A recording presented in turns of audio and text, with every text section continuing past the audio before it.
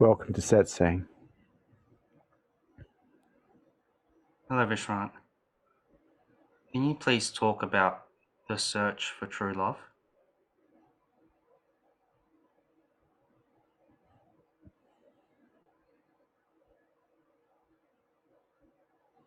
So I think first of all we have to have a definition of what true love is. And true love is just love. And love doesn't do anything but love.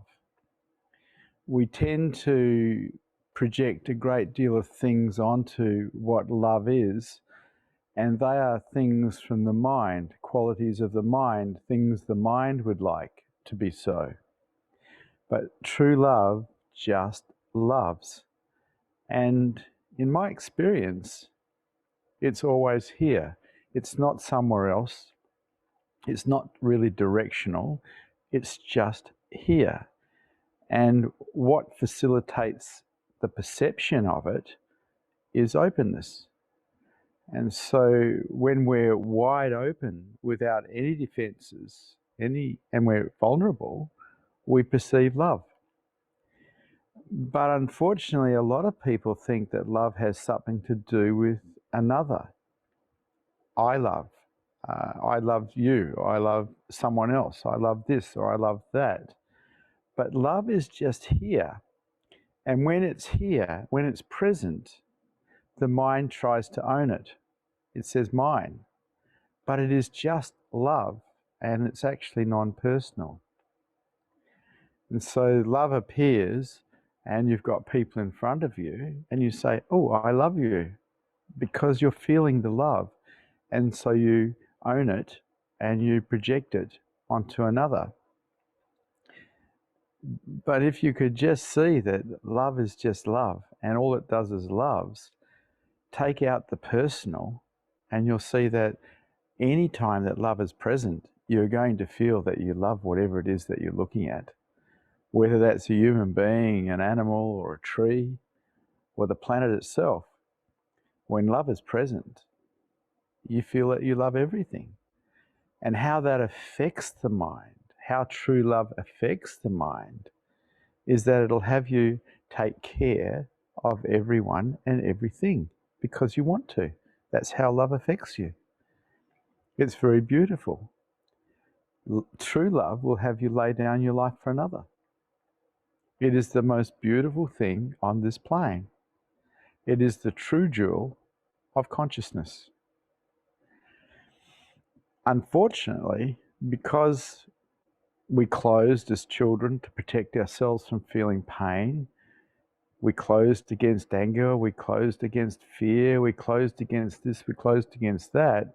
Most people are quite closed. And as a result of being closed, they don't experience a great deal of true love.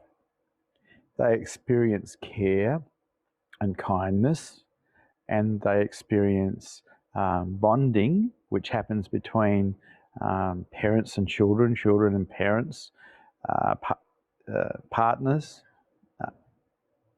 friends, colleagues. But bonding is of the mind, it is not of love. Love doesn't take prisoners, the mind does.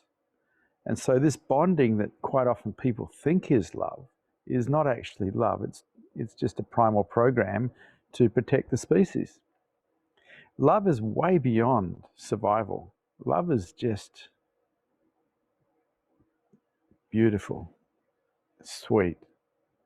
It doesn't own anything. It doesn't try to control anything. It doesn't talk. People say it talks. It doesn't talk. It just loves.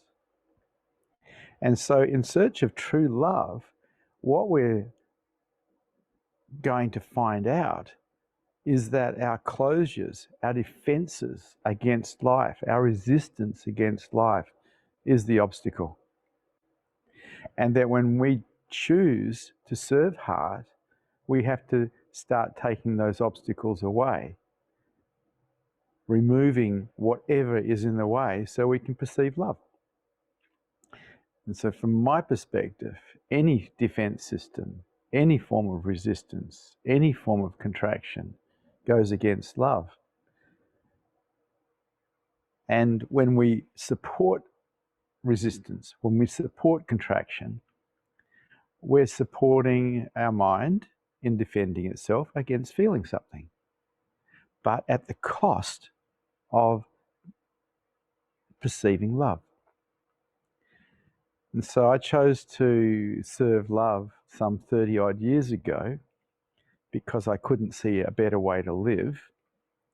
And I had to learn to open up to a degree where I could perceive it.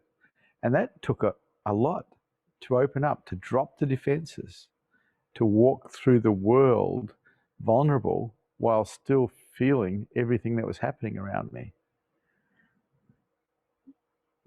But I didn't think there was another way that was worth living. I felt that the way of the heart was the best way and the only way that was worth living. And the way of the heart is pretty simple. You get to take care of something besides yourself, whether it's people, whether it's animals, whether it's a planet. Doesn't really matter. It's just so beautiful to be in service, because this is also the way of the heart, to put the I aside, because the I itself is a defensive mechanism. The I itself, when present, is a form of closure. And so in the absence of I, there is love. So true love, very, very beautiful. But unfortunately, the name love has been polluted by all the things that the mind projects onto it. Trying to control people because you claim to love them. I don't think so. Love doesn't try to control. Try to own people. You're mine. You're my wife. You're my husband. No, this isn't love. This is just primal programming to protect you. Love doesn't do that. Love just loves.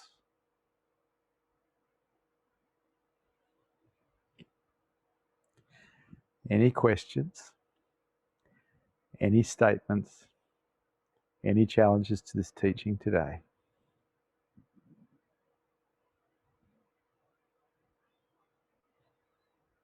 The first question: does love have a feeling with it, or is it a feeling in itself? Okay, so when the mind perceives love, a feeling arises in the mind. And that feeling is, wow, this is nice. Oh, this is really beautiful. It's so lovely to feel. And so love itself, I don't think, has a feeling, but how it affects the mind creates a feeling in the mind.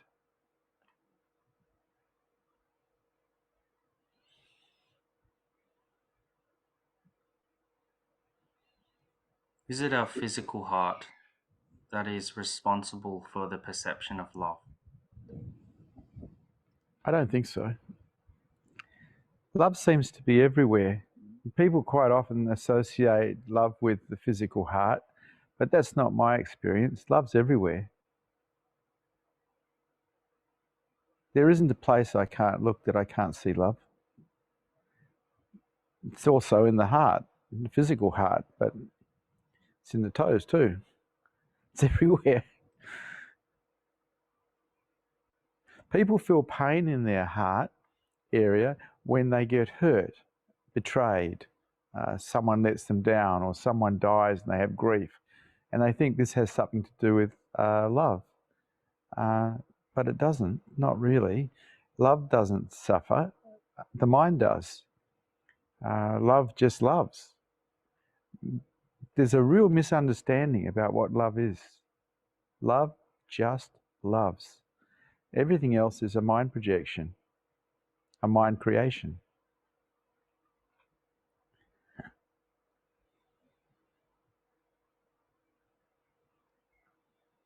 Next, Neil would like to ask a question.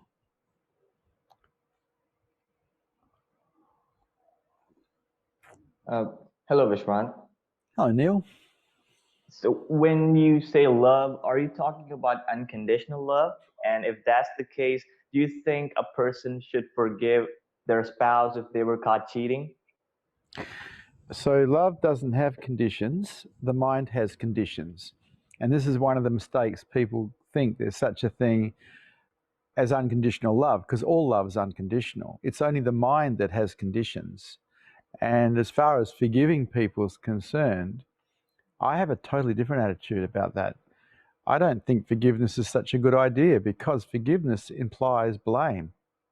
You have to blame someone before you can forgive them, which means somewhere you've got to be a victim. And I'm just not into being a victim, ever. I think victim-orientated thinking is a voluntary act. If someone betrays you, forget it. Let it go. This idea of forgiveness, it really still holds blame in it. And in holding blame in it, it's not clean. Just let it go. Human beings are human beings. They do what they do, just let it go. It's a new moment. The past is gone. Right. Okay. All right. Thank you, Vishrant. Okay.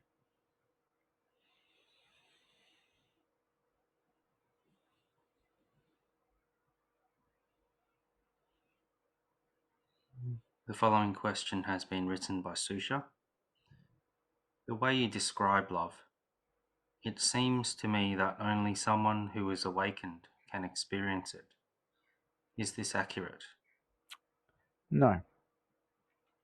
I discovered, the first time I discovered unconditional love, which was just mind-blowing for me, was when I was lost at sea off the Abrolhos Islands of the west coast of West Australia,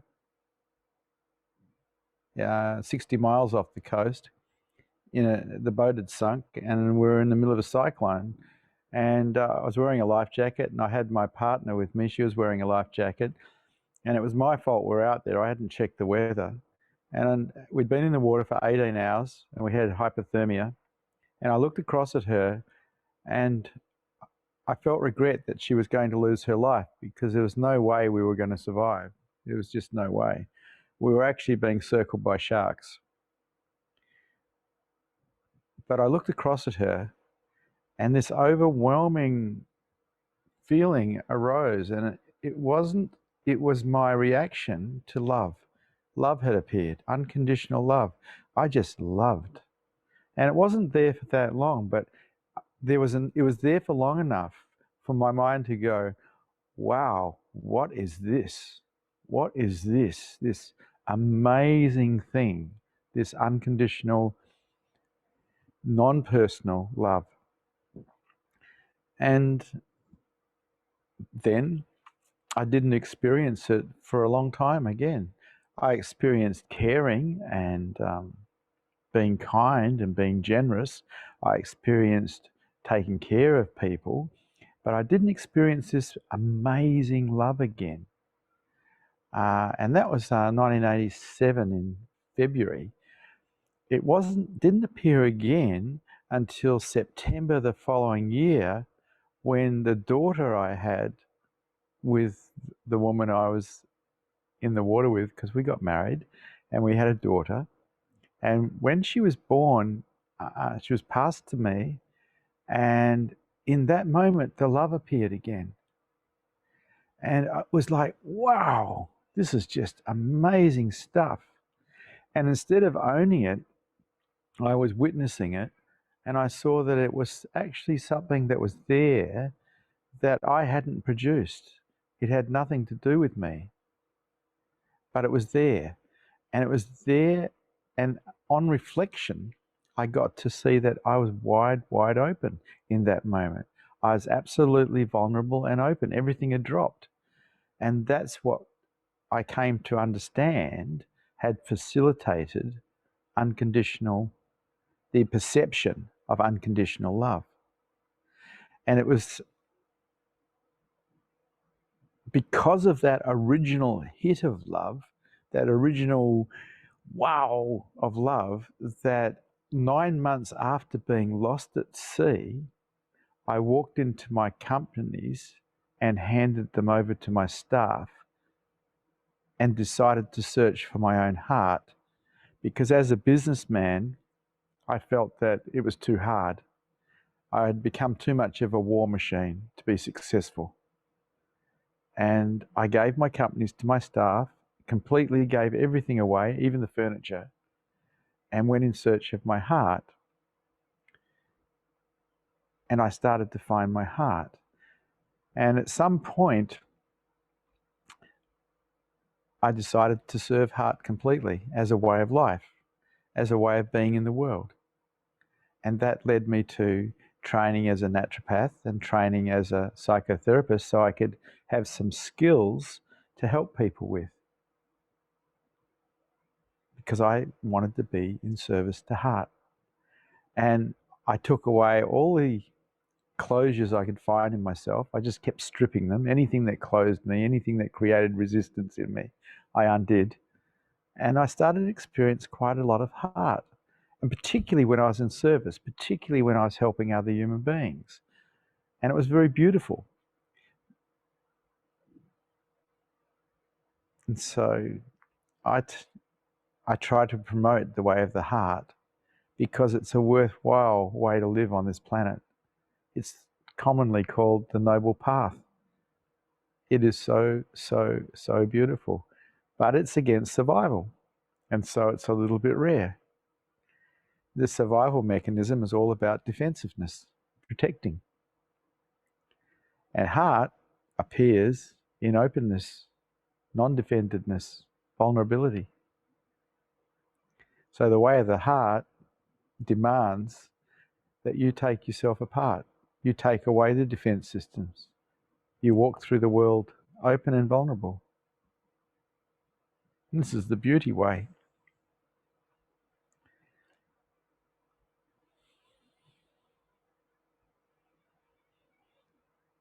Does openness accept all behaviors? Openness doesn't have the ability to accept anything because openness is a lack of closeness. Closeness is a doing, openness is not a doing. Babies are wide open when they're born. They learn to close, which is a doing. Closure is a doing. It takes effort. Openness takes no effort. Openness is beautiful. It's easy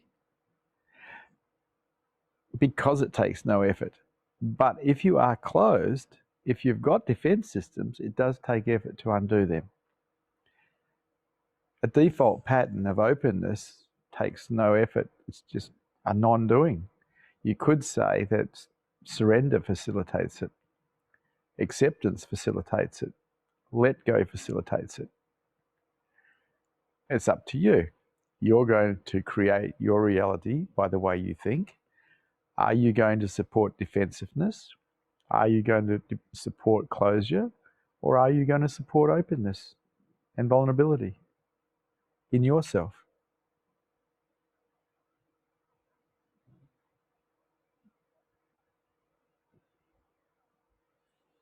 Next, Abe would like to ask a question.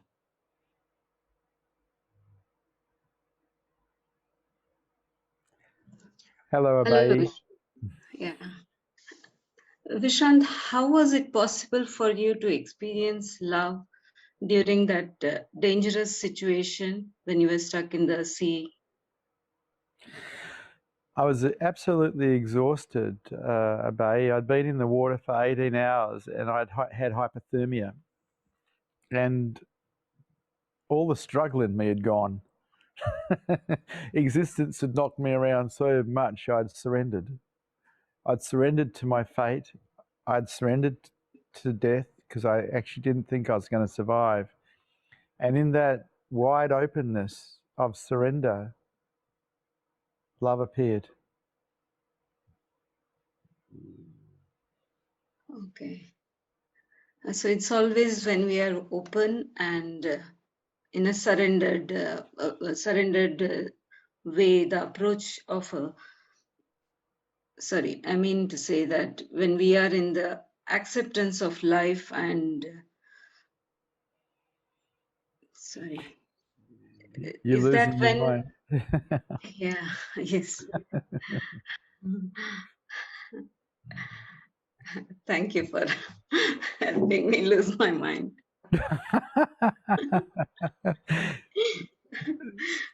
Thank you very much. Thank you, Abe.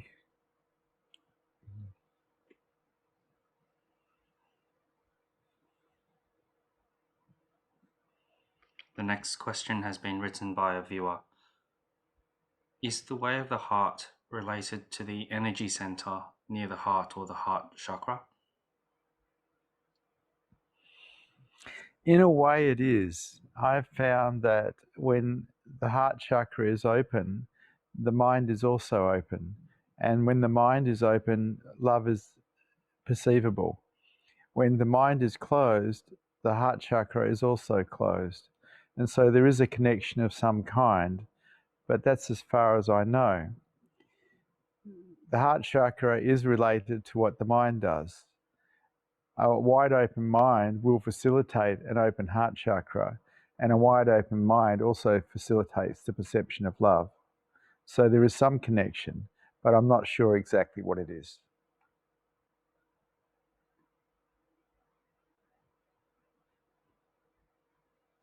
Next, Susha has a question. Hi, Vishrant. Hello, Susha. So, Vishrant, then you said, so sometimes there are glimpses of love being perceived, but it doesn't stay because I'm not open all the time. And that's why I asked the question. Yeah. That it's only probably a awake person who can perceive it all the time. I think. Okay. I understand what you're asking. Yeah, look, when I was before awakening, I didn't perceive it all the time. That's absolutely true. But I did perceive it a lot because I was in service. And I found that while I was in service, I perceived quite a lot of love when I was trying to help other people. I think in those times, I was particularly open and particularly vulnerable. I find myself, I'm losing my mind too. I find myself contracting for very small things. I can see them now. I see more and more, but that still doesn't mean that I'm open. What do you say? So if you've got a house that's full of sticks and you take one stick out, you've begun. And then when you take another stick out, you've done some more. And it's like emptying the house because the body and the mind is full of sticks or rubbish. And these sticks and rubbish are defense systems because they keep us contracted. And as you take one out because it's been seen, you're making more room for the perception of love. And so you take everything out of inside of the house, you empty it right out, and now you have a house that will facilitate love. Sometimes I wish I could do it in one go. Have a blow dry, something, just a blower, and just blow it all away. Well, that would be nice, but it took you a long time to put it there. You see, when you were born, you didn't have it there, but then you spent a lifetime filling the house up with defense systems so you wouldn't have to feel pain. Yes. And those defense systems became default patterns, and default patterns are relatively hard to remove, but absolutely possible to remove if you want to. You see, I chose to serve heart, and I knew the deal was openness.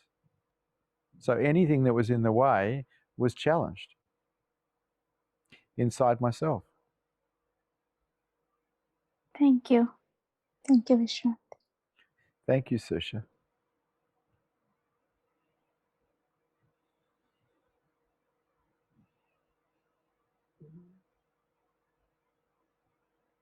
The next question has been written by a viewer.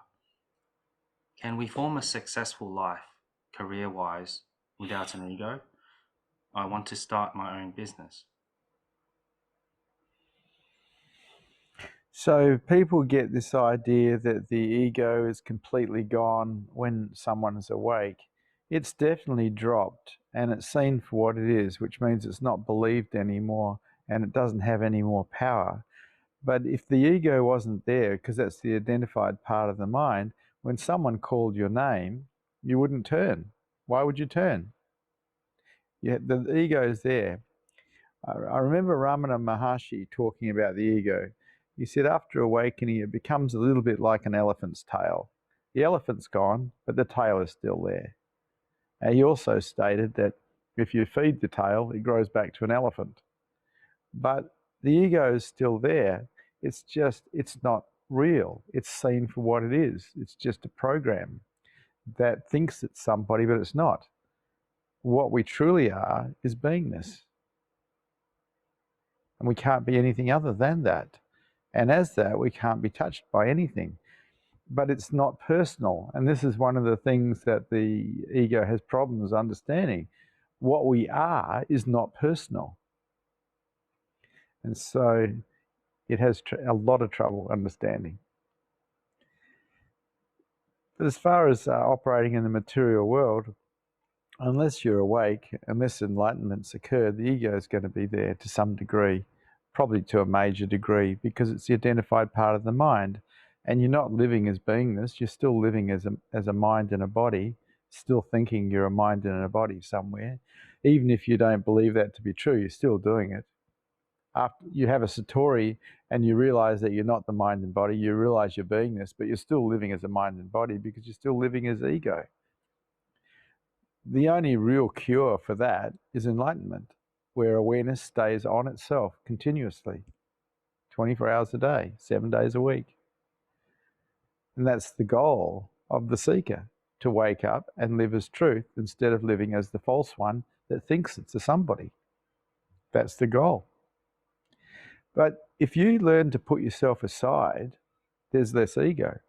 And so in serving heart, you put yourself aside for the benefit of others, or the benefit of animals or the planet or whatever. You're putting yourself aside. Mothers and fathers quite often do this for their children. In that, the ego's gone because you've put yourself aside for the benefit of something else, someone else. So the ego's not always there anyway. It's only there part-time. But for it to be truly seen through, for it to be truly let go of, enlightenment is required.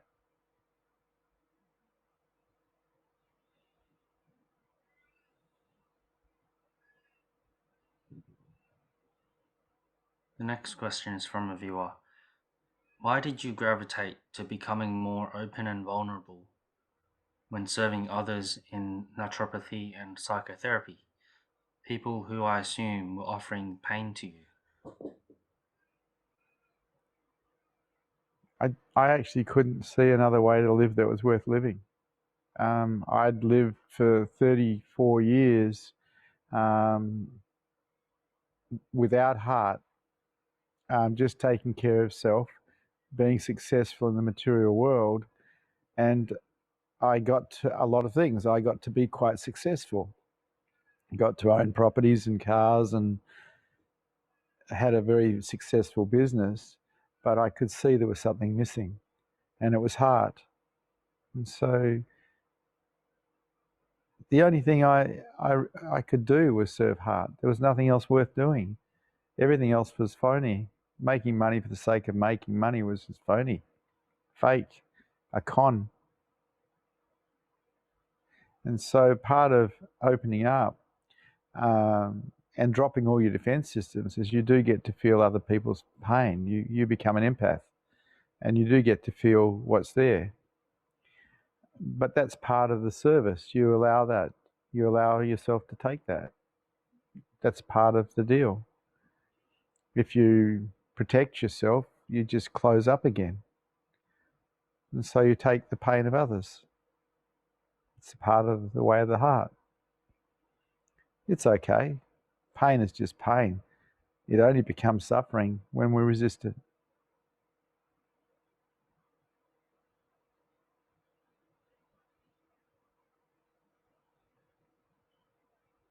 If I'm interested in love, do I need to love everybody? You think you have a choice. I love everybody, the good, the bad, and the ugly. I can't help it. And when I say I, that's a fallacy. There is love for everybody. That's best.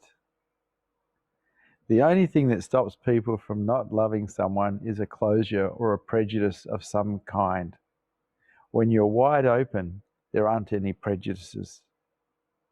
Everybody is loved.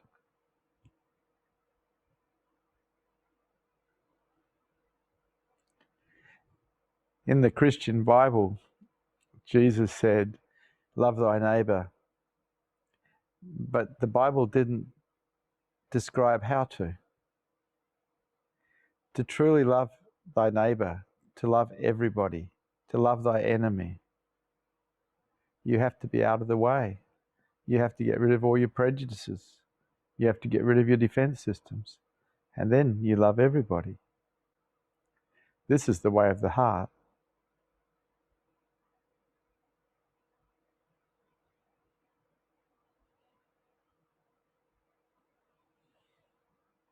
If people don't give me love, why is that I feel love with some people and not others?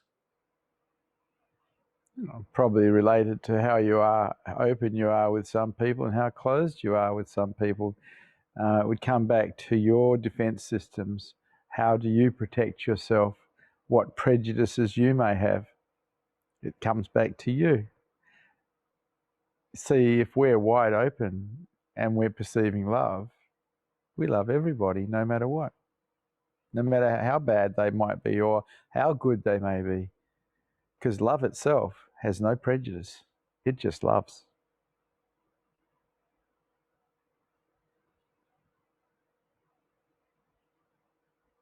Why is it so easy to feel loving with babies? Because they can't hurt us. We can be vulnerable with a baby because they can't hurt us. None of our automatic unconscious defense systems come up. When I held my daughter for the first time, all my defense systems must have dropped because the baby was so harmless, so helpless, so vulnerable, and somehow my own psyche matched it. And in that matching, unconditional love appeared.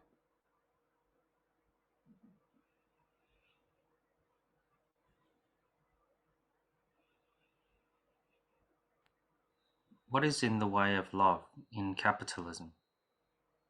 In capitalism. Oh, gosh, that's a good one.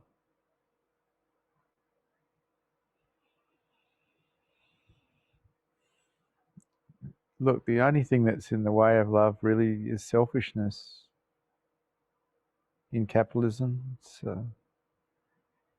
See, I have this idea that if we're going to play a game, everybody has to win. This idea that some win and some lose, this idea of competition is actually quite ugly, and it's against the heart. But we've been brought up to be competitive. We play sport against each other. We compete against other in schools to get higher exam marks. We compete in business with each other. You know, competition is war. It's not the way of the heart. If I have to play a game, I'm only willing to play if everybody wins, because this is the way of the heart.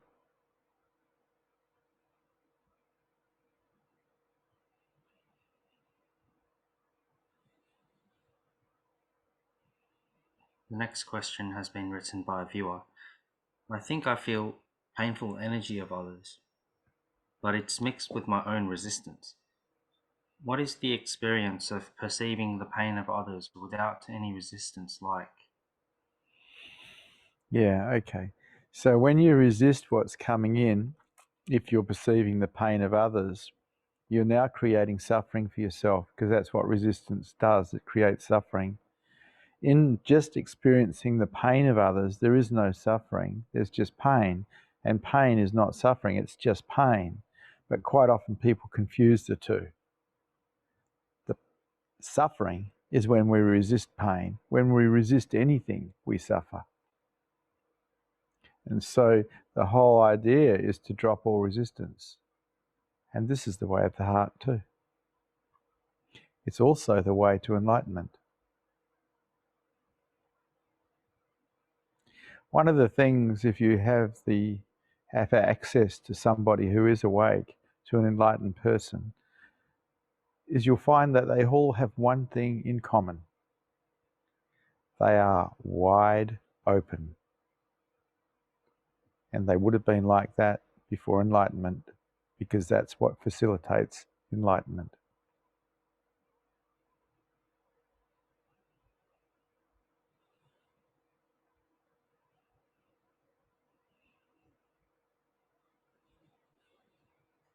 Is it necessary to heal wounds in order to perceive love? No. All that's required is your openness. That's all that's required, just openness. Some people can take a drug like ecstasy, and if they take enough of it, they can open right up and perceive love temporarily, because the drug itself has knocked all the defense systems out, it's knocked the ego out, and it's left the person vacant and open. And there's the perception of love. And people blame ecstasy for it. They say, oh, it was the ecstasy. No, love is already here. You just had the things removed that actually were stopping you from perceiving love. That's all.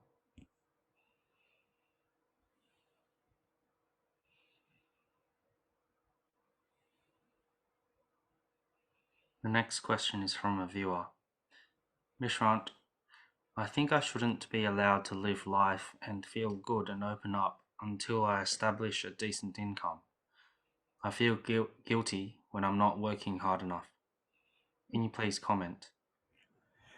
Yeah, you've been brainwashed. We're born on this planet and we breathe. And that's amazing. That's just amazing that we can do that. This idea that we're supposed to be doing something else is all being planted. It's all been brainwashed into us. Look at the animals. Look how free they are to just be, to gather food and just be. Well, basically, human beings are just intelligent animals. We can just be too. Why do we have to be something or someone that's doing something? That's an idea that's been put into you, not a truth. We can just be.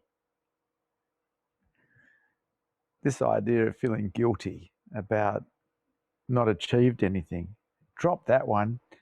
That's just you've been brainwashed. Let that go. Rebel against that one. Don't buy it. If you're breathing, you're doing well.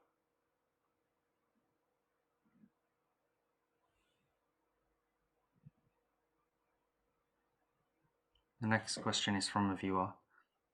I find I have too much energy on a daily basis. What's your recommendation on controlling excessive energy? Why would you want to control it? Why don't you dance? You got energy, do something with the energy. Dance. I used to love to dance. Dancing was my thing. Put a bit of music on, or don't put a bit of music on, and dance. Yeah, why not? Let the energy go. Or you can sit with it. You don't have to do anything with it really. But if you feel like you're full of energy and you're busting to do something, dance. Put a bit of music on and let rip. Celebrate life. You know, you can go shopping down one of the big supermarkets and they have music playing, they have bright lights, they have lots of products on display. You could dance. Dance while you look. Why not? Why not? Why not squeeze the juice out of life?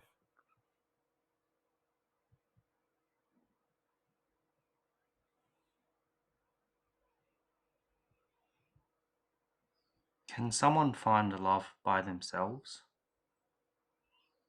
Heck yeah. Because love is not personal. It just seems personal. It seems that we can only love when we love someone. But that's not my experience. Love is always here. You don't need to be with anybody to find love. You just need to open up. You need to be wide open, all defenses dropped. And you'll find love because it's always here. It's not somewhere else. You don't have to go searching for love. It's here. It's just that if you're not perceiving it, more than likely you're closed somewhere. You're not open fully. That's all. Open up. Find what's closing you. Take it apart. Serve heart. Serve love.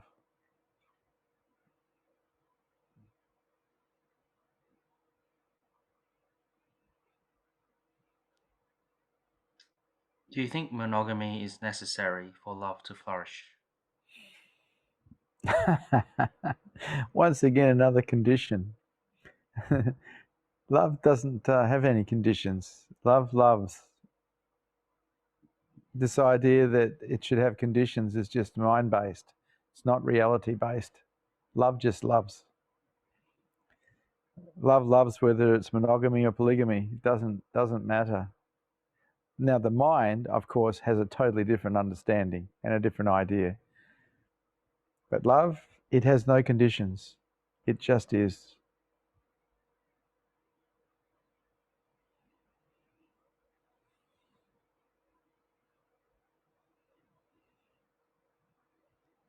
Do you think that monogamy is a good idea, or does it not matter?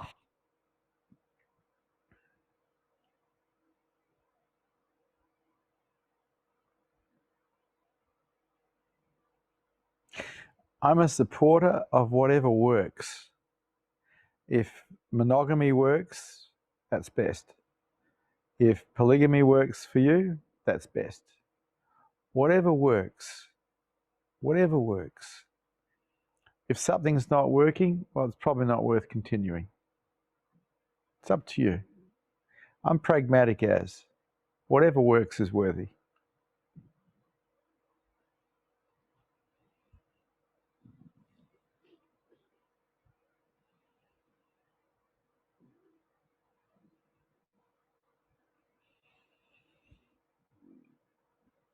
The next question is from a viewer. Vishrant, my partner tells me the same things as you do, but for some reason I don't take it to heart until I hear you say it, or Osho. Please comment.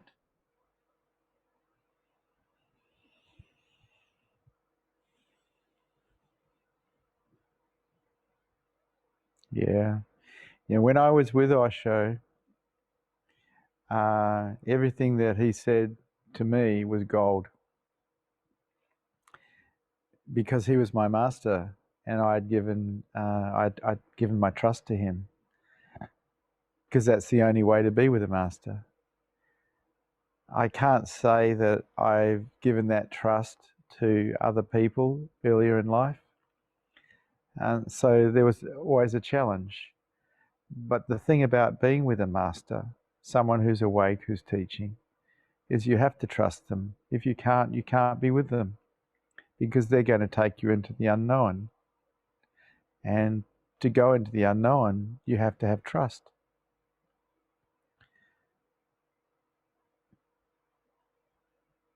And that trust really needs to be unconditional. And so I trusted my master, Osho Rajneesh, totally. It's in that trust that unconditional surrender can occur. And I found it a lot easier to do with him than to do with any of my partners.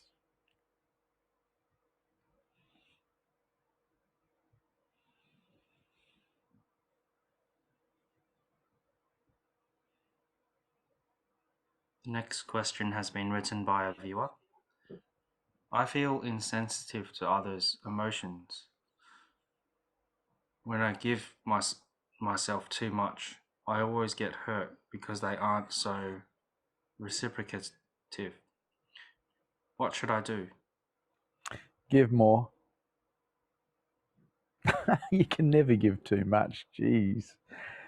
Look, if the idea of giving is to get something back, then it's not giving. It's a business deal. Giving is about giving. You give not to get something back. You give because you're giving. If you're wanting something back, it's just a business deal. It's different, isn't it? cutting yourself off because people don't give back to you would indicate that the giving in the first place was polluted. It was conditional.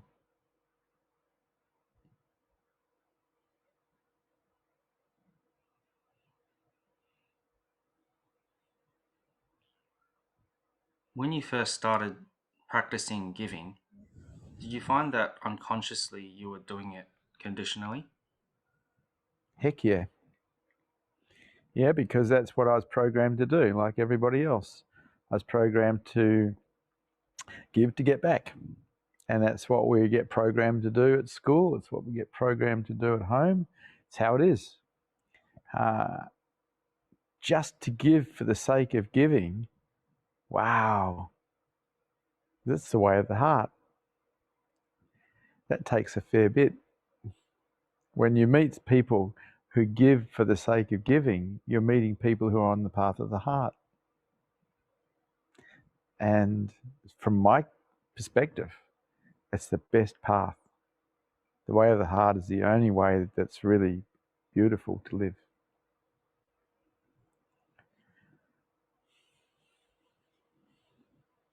How do I get from giving with conditions to giving unconditionally?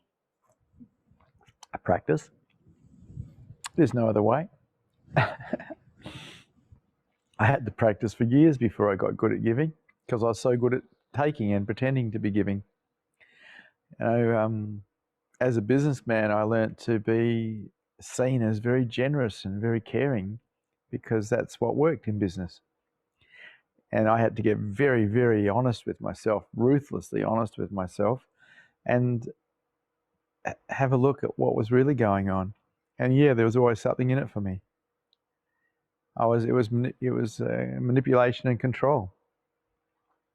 To actually change that, to become a genuine giver, to be altruistic, I had to start giving without looking for any return, without any acknowledgement of even the giving. And so I practiced that until that became my pattern. And that took years. It wasn't a quick fix.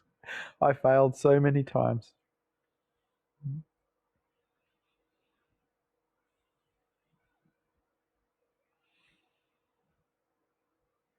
Does that include discounting thoughts, like when I give myself an ego boost because I've given something?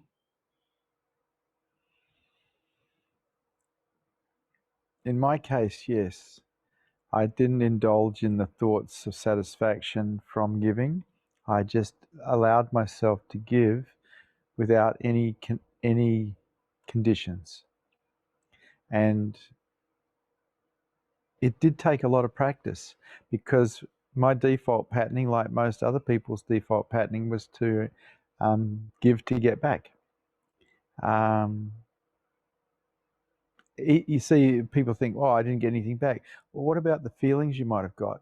You know, that's why you may have been giving. What about just giving for the sake of giving, taking care for the sake of taking care? This is the way of the heart. And when heart affects the mind, this is actually what you want to do. This is how you are. This is how the mind is affected by the heart, and this is so beautiful. But it's up to you. What do you serve? It comes back to what do you serve? If you start serving heart, you'll remove the obstacles that are in the way. If you're just serving yourself, well, you're unlikely to do that.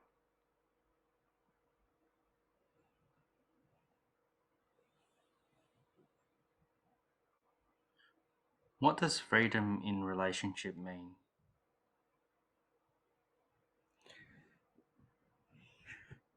Non-ownership. We have all different types of relationships. We have relationships with our parents, with our children, with our friends, with our bosses, with our colleagues. We have relationships with strangers even. And in those relationships, we try to sometimes control and manipulate. We sometimes try to own. And of course, there's no freedom in ownership. There's no freedom in control and manipulation. And so look at it and see, what are you doing in relationship? How is your relationship going? Are you trying to control and manipulate, or are you just trying to take care? Because in relationship, you also take care. Have a look. You have to be ruthlessly honest with yourself and see what you're truly up to. Are you trying to own, or are you willing to let everyone go?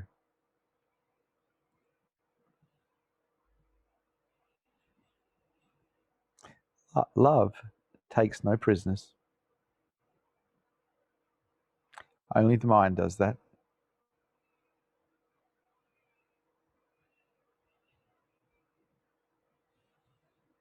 The following question is from a viewer.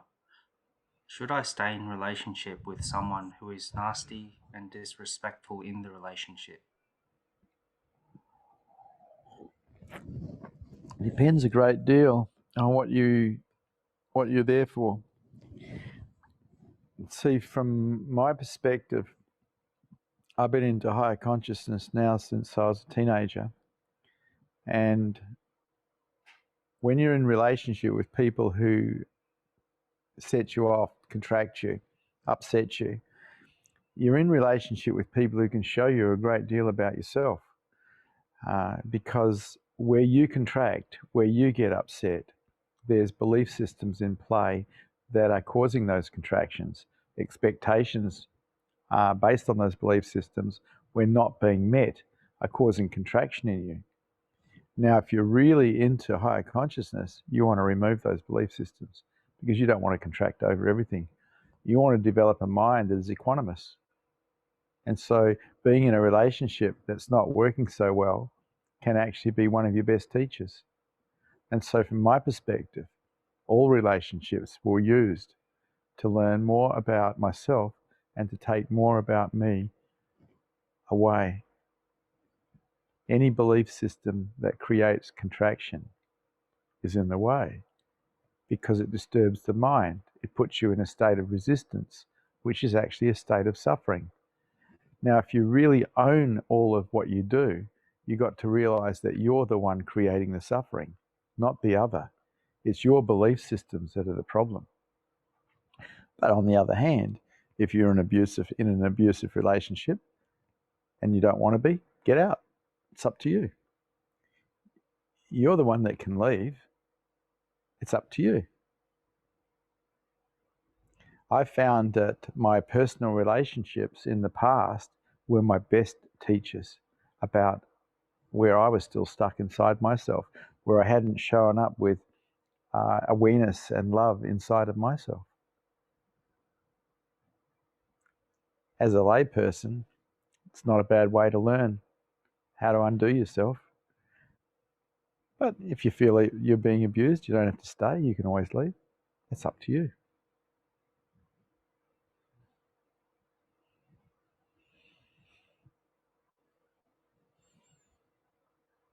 The following question has been written by Kelly. There was once I had a love interaction with my kitchen. I felt the love illuminate from it. Is that a glimpse of truth, or am I just dreaming? I was taken in shock and quickly drew away from it.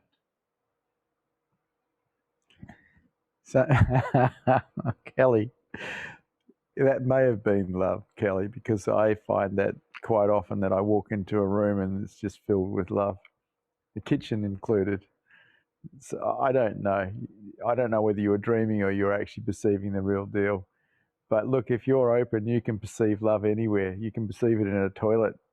You can perceive it in your bedroom. You can perceive it at a bus stop. You can perceive it anywhere because it's always here. It's not somewhere else. It's not away from us. It's here. Maybe you walked in the kitchen and you were wide open because you're in love with the fridge and what was in the fridge. I don't know. But you may have perceived true love. I don't know. True love is so beautiful. It is just so beautiful.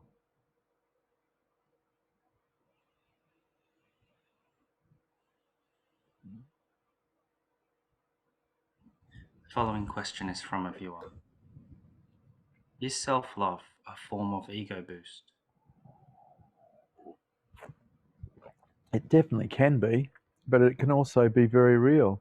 It's like if love is present and you're looking at yourself, love can seem like it's loving you. But that all that's really happening is love is present. And then you can say, self-love, I love. But, and there can be ego-based in it as well. But self-love is so beautiful. When you love yourself, there must be such an openness in you to do that, that you can perceive love everywhere and you love everybody. So self-love can be very egotistical, but it can also be a lack of ego. It can be both ways.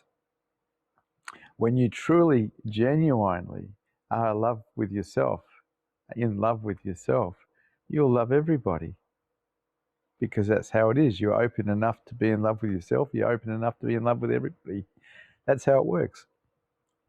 Now, ego-based understanding of self-love is a little different. You may love yourself and hold everyone else in contempt. Well, it's definitely a mind trip. Because if love is present, you'll love everyone. That's how it is. The true jewel of consciousness, love, the way of the heart. Hard, especially in the beginning, because most of us weren't programmed for it. We're mostly programmed for survival and competition. True love is so worthwhile going for. There is nothing better on this planet. And if you go for love, it'll raise your consciousness levels because you have to remove all the blockages, all the obstacles that are in the way. And to do that, you have to first of all see them, which means your consciousness levels are rising anyway. And so the way of the heart is also the way to enlightenment, because ultimately you're surrendering. You're surrendering the I. You're letting the I go so you can love others, so you can serve heart. And this is wonderful for preparing the mind for enlightenment, because by the time you get to a stage where enlightenment can happen, the mind is wide open. It's ready. It's not contracting. It's not attracting attention to itself. And so then self-inquiry works quite sweetly. Asking the question, who am I? Turning awareness back to itself. And then the mind doesn't attract awareness back to itself because it's not contracting, because it's undone the belief systems that contract it. It's equanimous. So the way of the heart, I would say, is the best way to prepare the mind for enlightenment, and one of the best ways to learn to raise our own consciousness levels. There is nothing better. But that's up to you. You're the one that has to do the work. You're the one that has to open up. You're the one that has to remove the obstacles. The ball is in your court, always. You can't learn your way to higher consciousness. You can't learn your way to opening the heart. You can't learn your way to enlightenment. You have to practice something different to what you've been practicing before that supports those things. And that's up to you.